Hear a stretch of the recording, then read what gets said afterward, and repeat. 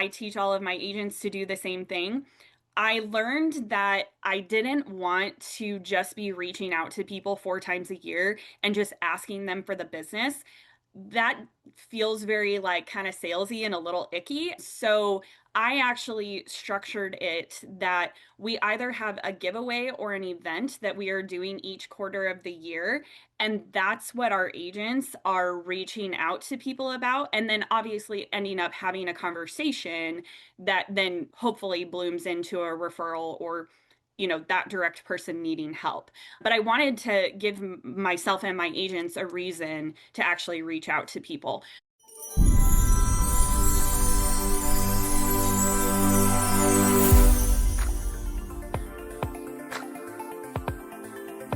Welcome to Momentum in Real Estate, your guide to success in the dynamic world of real estate. I'm Cory Wolf. And I'm Kristin James. Whether you're just starting out or a seasoned pro, we're here to help you reach new heights. Success in real estate comes from learning, growing, and serving others. Join us as we dive into strategies for lead generation, marketing, market trends, and client relationships. Get ready to ignite your momentum and achieve your goals in real estate. Let's dive in and unlock your full potential. This is Momentum in Real Estate. Today's guest is Mackenzie Shelton, a seasoned real estate agent licensed in Nebraska and Iowa with deep hands-on experience across every corner of the market. She leads a successful real estate team serving Omaha, Lincoln, and Council Bluffs, and has helped over 350 clients buy and sell homes. In addition to traditional transactions, Mackenzie and her husband own short and long-term rentals in Iowa and Florida and have flipped multiple properties, giving her real-world investor insight that clients value.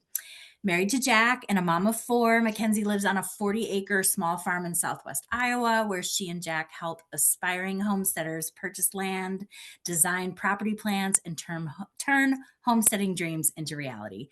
Welcome to the podcast, Mackenzie. Thank you so much for having me. I really appreciate it.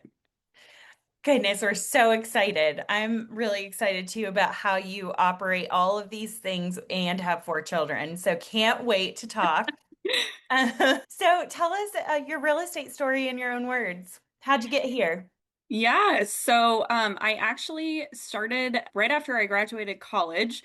It was 2010, and there were not a whole lot of people hiring at that time. It was a pretty tough economy to graduate into.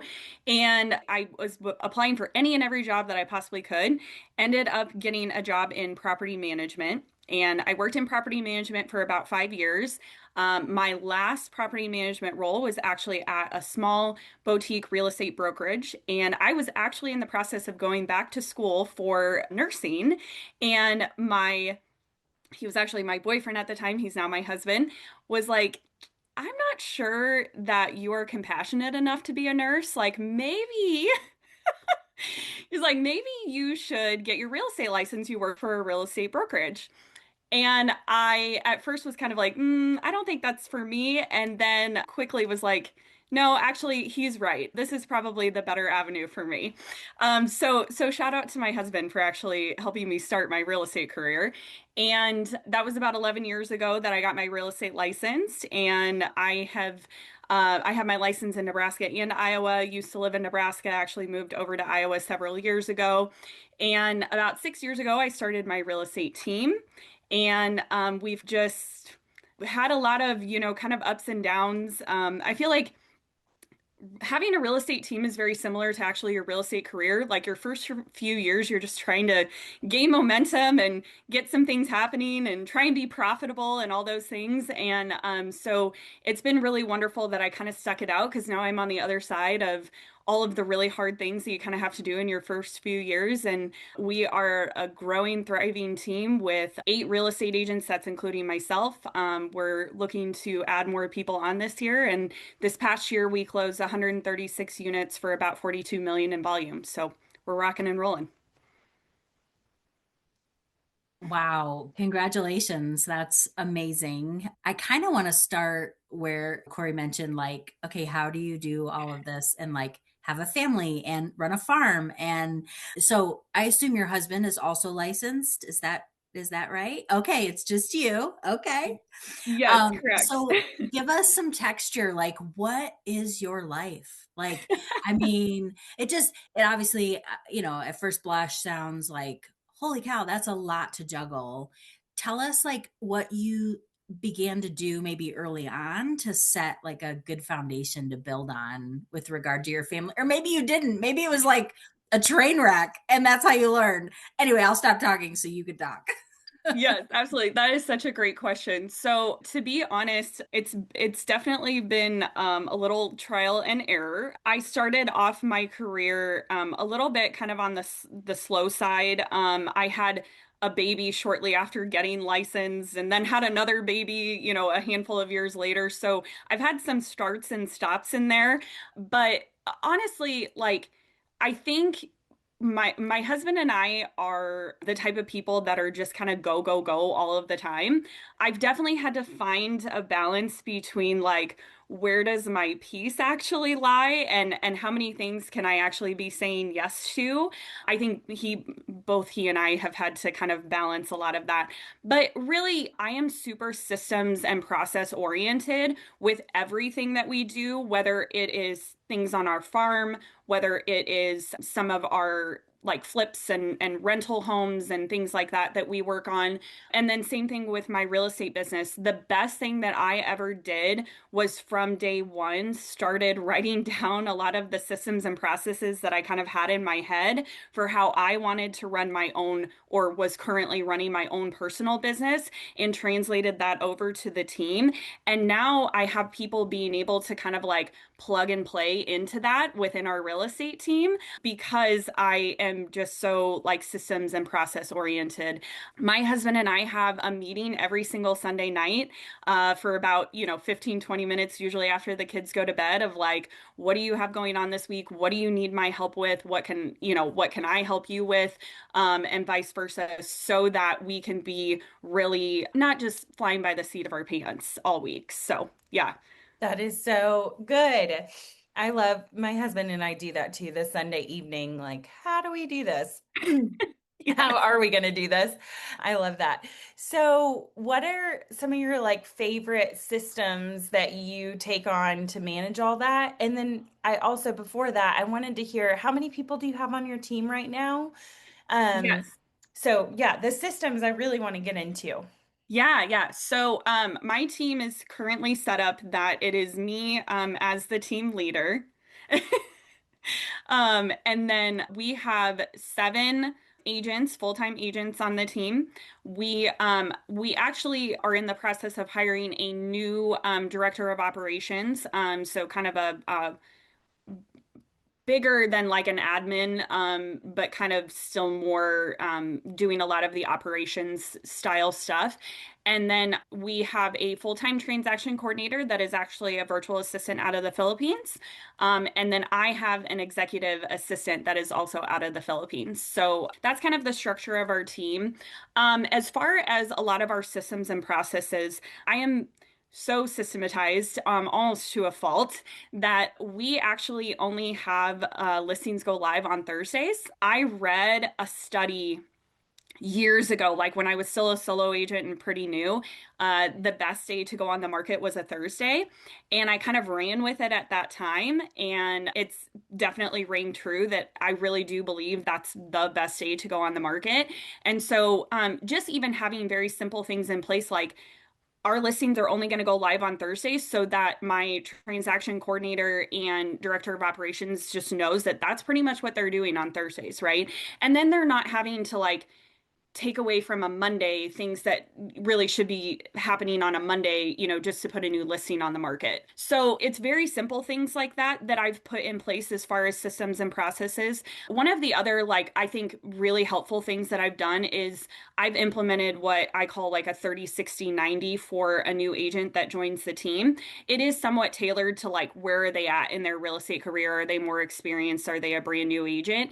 But just letting them have kind of a playbook of like, what do you do in your first 90 days? not only as a real estate agent, but as an agent on our team, that has allowed people, honestly, to either kind of like step up or step out in those first 90 days to decide whether they want this to be their career of choice or even if my team is a good fit for them. Yeah. That's amazing. So I'm interpreting like your systems, like you have standard operating procedures for every activity, every function for buyers, for sellers. That's awesome. Yes. And it really is such a way to like wrangle the chaos. I feel like so many agents just accept chaos as part of the work in the industry to their own detriment. Like it doesn't have to be that way. And it doesn't mean that only the people who are like process systems people can be successful, but you have to like leverage your strengths and compensate for where you don't have strength. And it seems like you have really like honed in on that and do that so well. So congratulations. Thank you. Um, I wonder if you could speak to like, let's say there's a maybe a newer agent or someone who maybe has been in the field for a couple years and maybe is just kind of struggling, like wants to level up, wants to get to like that next area of production. Talk about the difference between being a solo agent and joining a team. And you've done both, it sounds like. What would your counsel be to someone in that position as they're evaluating, like, should I continue as a solo agent? Should I join a team? I'm just curious about your take on that. That is a great question. Obviously, everybody kind of wants to run their business a little differently. And I think that is the true beauty of the real estate industry is we all can kind of do what we want to do and create this how we want to create it. But I think for newer agents, part of the reason that I started a real estate team, and I'm going to say probably like the number one reason that I started a real estate team was it wasn't really a thing when I got into the industry. It was kind of just becoming a thing that people were doing teams. And to be honest, like when I got into the business, I don't think anybody was really doing them at a very high level, at least in my area. And so it was kind of watching like myself really struggle those first few years that I was like, man, if I could help somebody speed up this process and maybe not have so many kind of like bumps in the road and not kind of like fail forward as much as I had to, like why would I not try to provide that for somebody, right?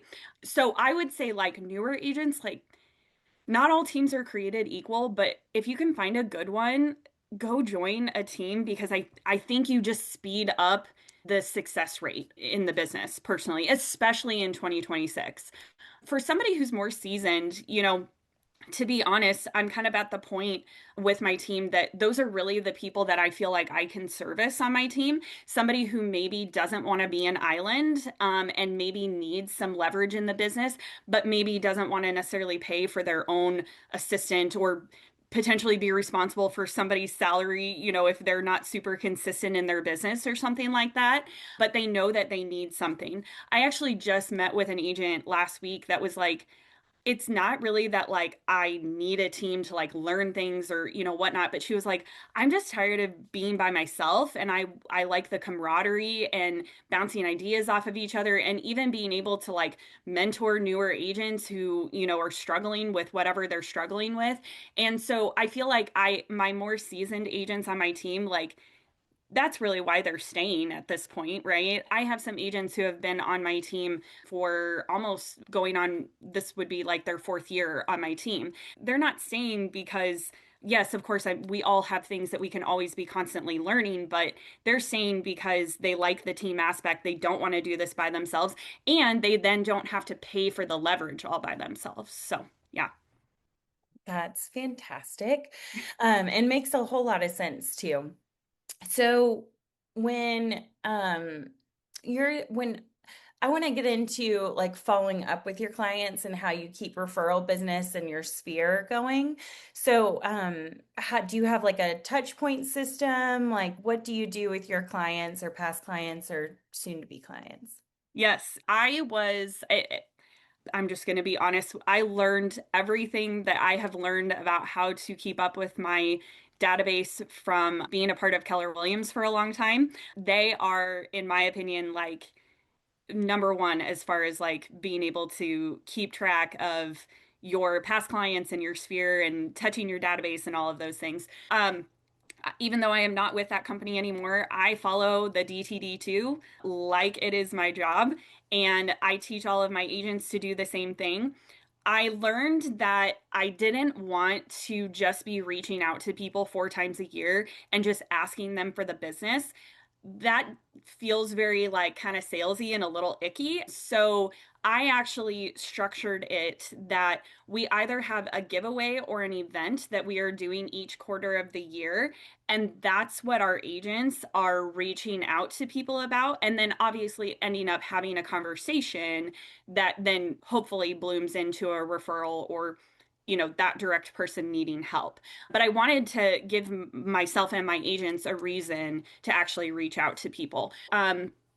A couple of things that we do a huge Christmas event. That is like our really big event that we do. It's actually partnered with like a museum that's in Omaha, and they have Santa, and people get like, we pay for their admission and they get to come and have refreshments and then go see Santa. Or even it's not really just a family friendly event, it's like a super beautiful space that they have like this massive tree in this super tall room, and people just love to come and like use it for photo op and that sort of thing. So, and then we do like we usually do like a Valentine's Day giveaway. Sometimes we'll do like, we Omaha has like the best zoo in the world in my opinion. So sometimes we'll do like a zoo pass or something like that. And then we have a really, when I say like a pumpkin patch, I don't mean it's just like a pumpkin patch. It's called Vala's, and it's like basically an amusement park at this point for how big it is. And so we always do like a season pass for that with like a goodie bag, and that gets so many entries, and people can get an extra entry for referring somebody to us and that sort of thing. So it turns into something really huge. So yeah. That's amazing. Cory and I both were solo agents. We're not on a team together, but we kind of run our businesses like side by side. We both are very like event forward. Like we love doing events with our sphere, with our potential clients. So this is awesome because I like want to pick your brain. And so I'm glad you mentioned a couple of the like giveaways that you've done, because I'm like, my brain is spinning of, oh, I like this idea. What can I do? How can I like rip off and duplicate this idea? Absolutely. Yes. So I love that's kind of where your, activity is oriented, and even for your whole team. So thanks for sharing those specifics. And maybe we'll dive into that a little bit later too. But I wanted to go back to, you mentioned, this whole concept of like failing forward, and how as a solo agent in particular, like we do that a lot, as we're like getting started. And I love that was part of your like motivation for forming a team, and the real kind of benefits there. I wonder if you could just, if you can remember, because it's probably been a while, but if you can remember like a time or two that you did fail forward, and like, what did you learn from that experience? I'm sure it humbled you, but also like equipped you for that next, it made you do something better the next time. So maybe share one or two of those experiences with us. Oh yeah. All right. Just like one that really sticks out in my brain. So I didn't really know like what the concept of like practicing scripts was. Okay. And I had a for sale by owner script in front of me.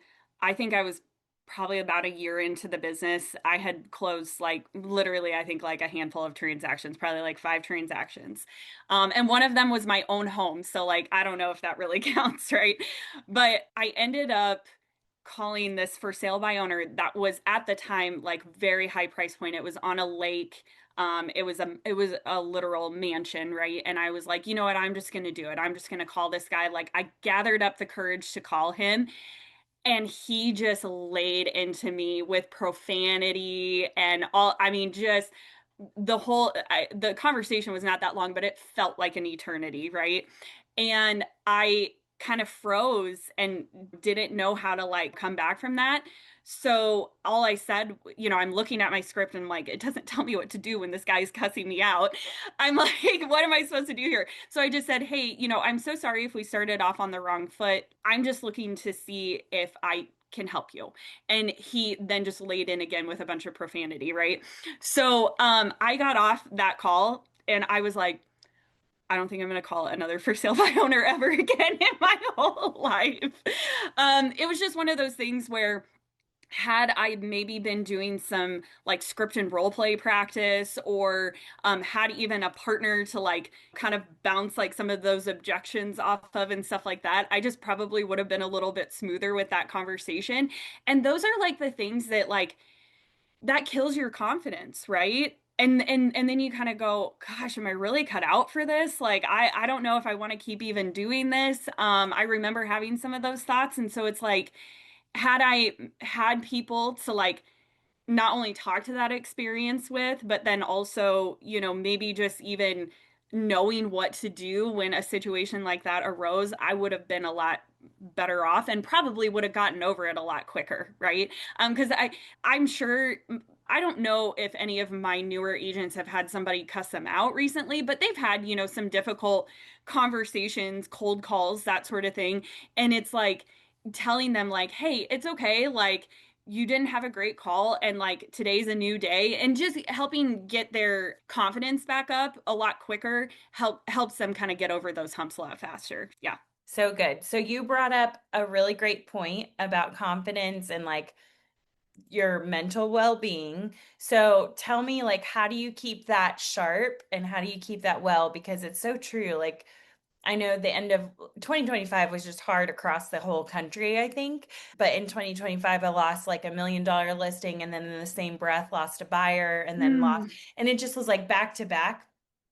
And I've since like done the mental well-being of like that wasn't me, it's not a personal thing, like I did my same systems, and in fact I actually went out of my systems to help them in a big way, and I'm like, oh, this is why I keep in my little like silo.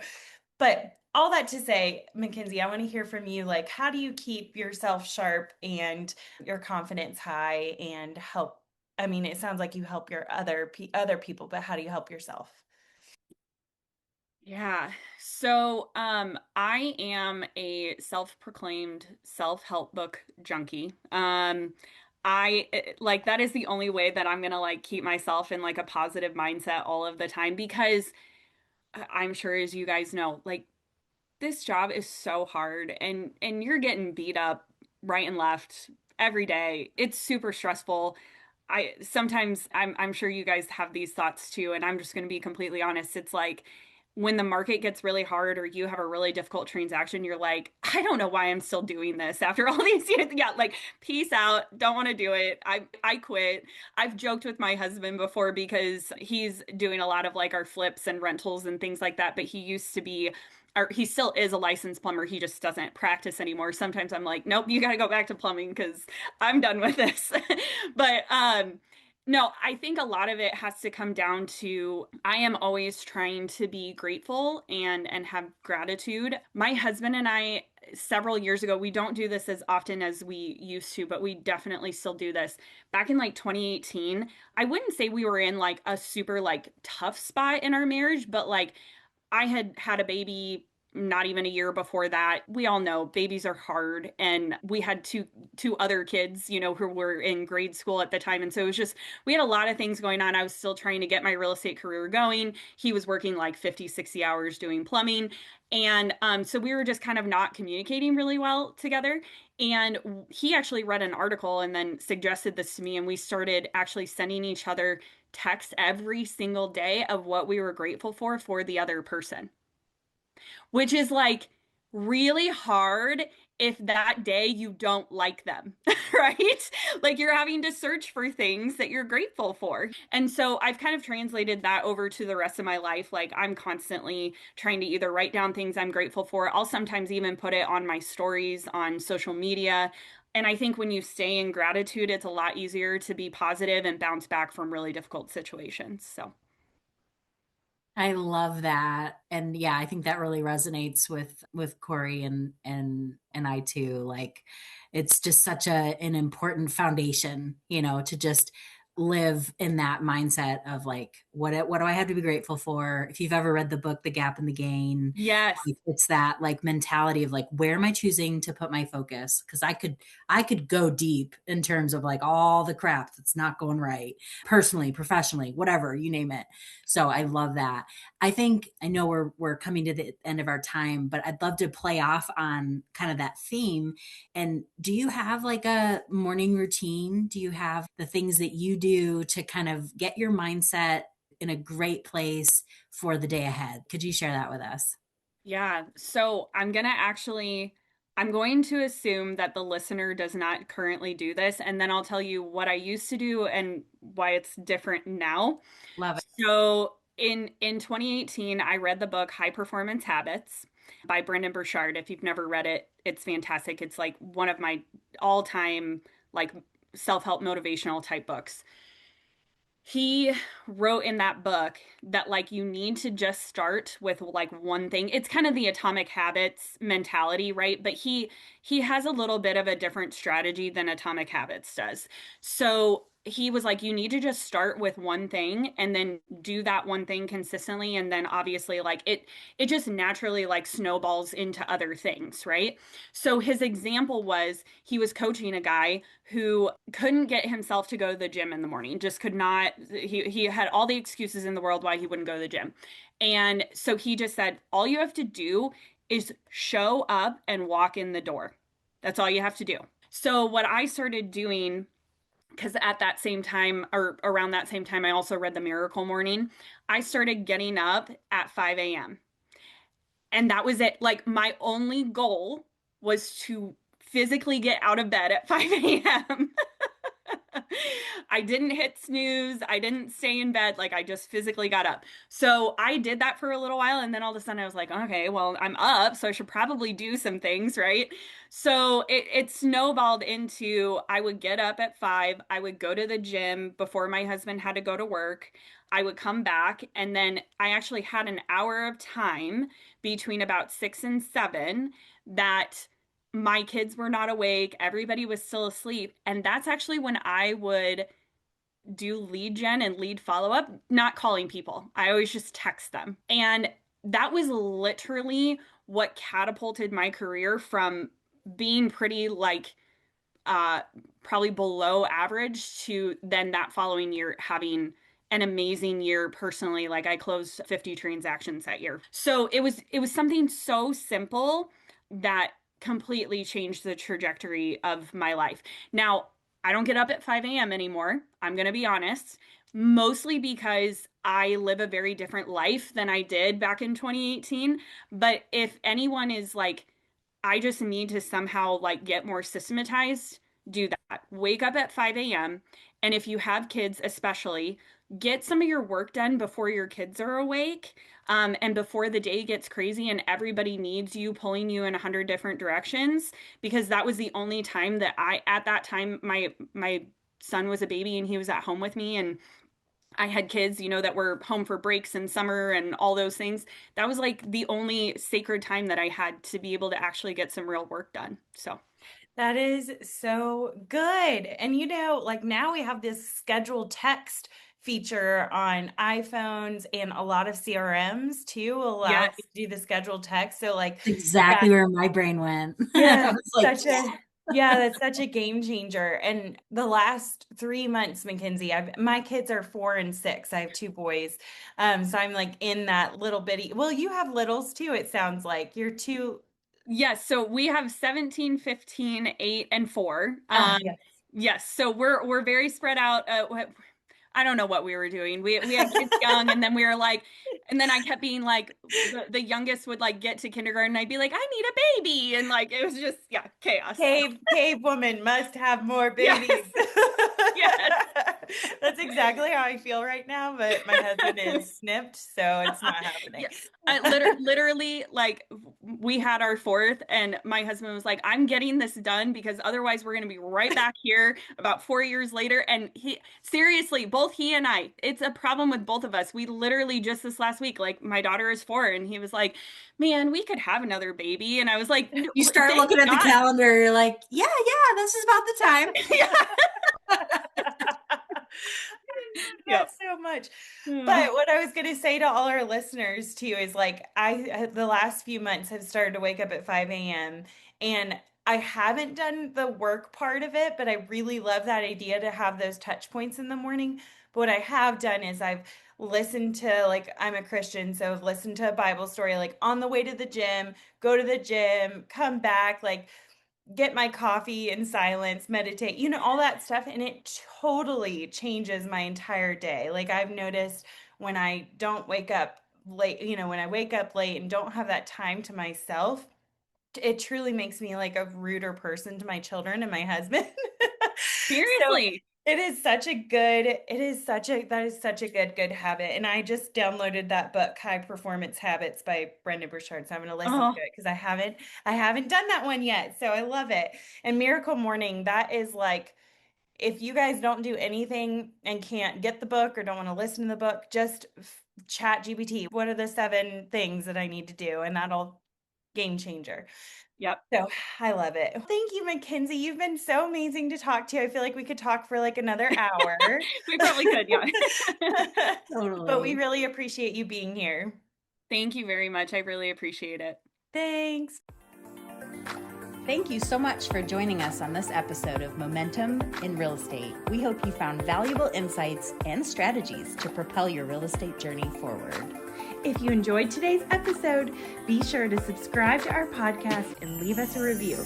Your feedback helps us continue to deliver content that resonates with you. Remember, success in real estate is about continuous learning, growth, and serving others. Keep that momentum going and watch your business thrive. Until next time, keep pushing forward and bringing your real estate dreams to life. This is Cory Wall. And Kristin James signing off from Momentum in Real Estate.